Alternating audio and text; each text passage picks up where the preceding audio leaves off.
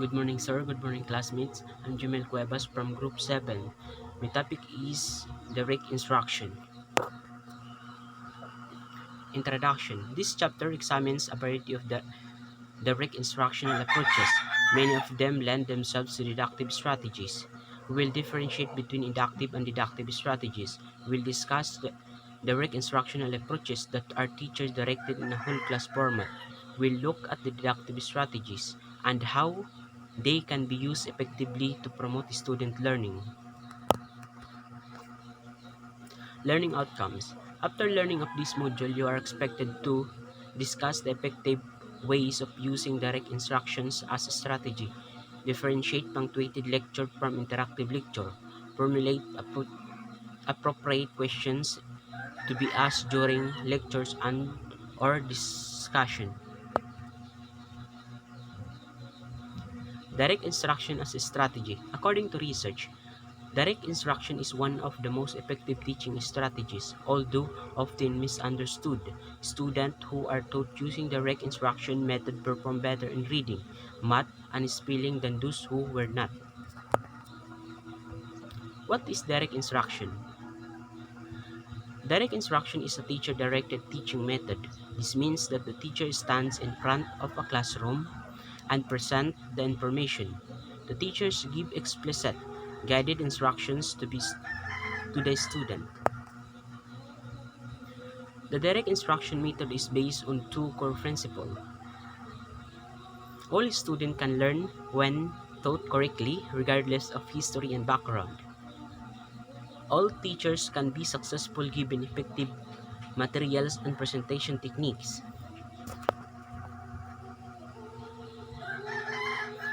The six functions or steps of direct instruction.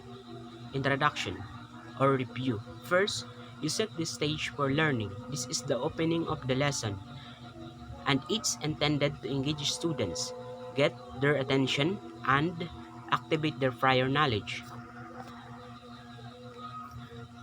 Number 2, present the new material.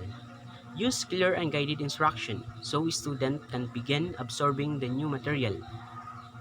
The lesson content should be carefully organized, step by step, with the steps building on each other. Lecture method. There are few essential steps for a lecture to be successful. A. State the main points of the lecture. B. Introduce a main organizing idea or theme. C. Use example to illustrate each idea. D. Use repetition to reinforce the main points. And E. Summarize and refer back to the main organizing.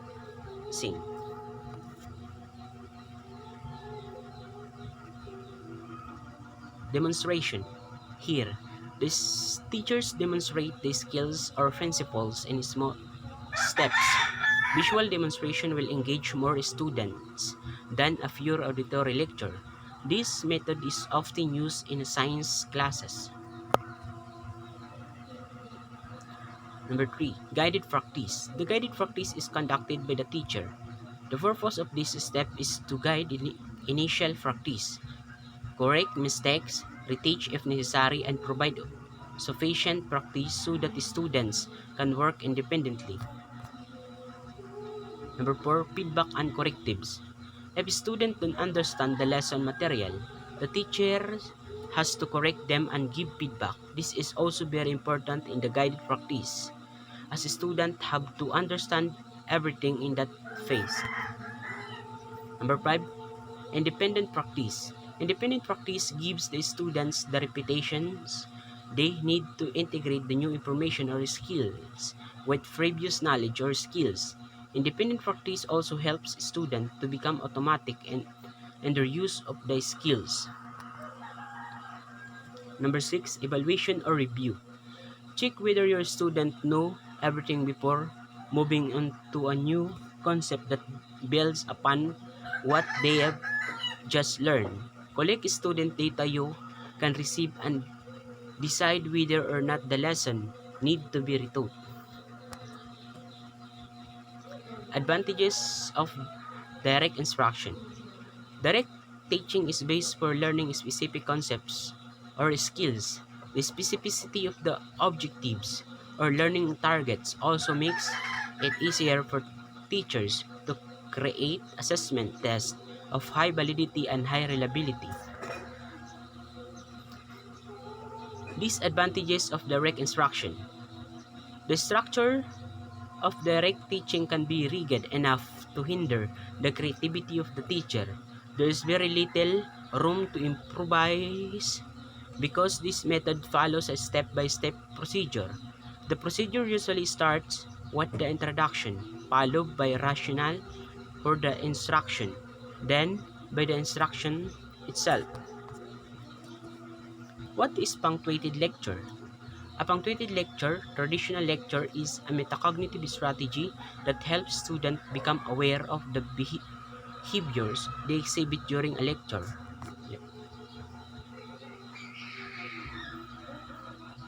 The teachers and student engage in 5 steps: lesson, stop, reflect, write, and feedback.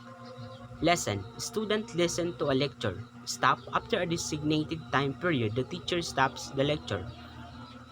Reflect. Students are given time to reflect on their actions and thoughts during a lecture. They are prompted to think about what they are doing and analyze whether those behaviors, behaviors helps or hinder their understanding of the topic.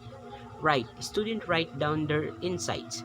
The information is pro- processed, and students determine how they can use the information to modify or change existing behaviors. Feedback. Students give feedback to the teacher about what they have learned about themselves. Benefits of punctuated lecture. Improve listening skills, increase attentiveness during lectures, awareness of classroom behavior, increase responsibility for learning. What about interactive lecture? An interactive lecture is an easy way for instructors to intellectually engage and involve the student as active participants in a lecture-based class of any size. That's all. Thank you.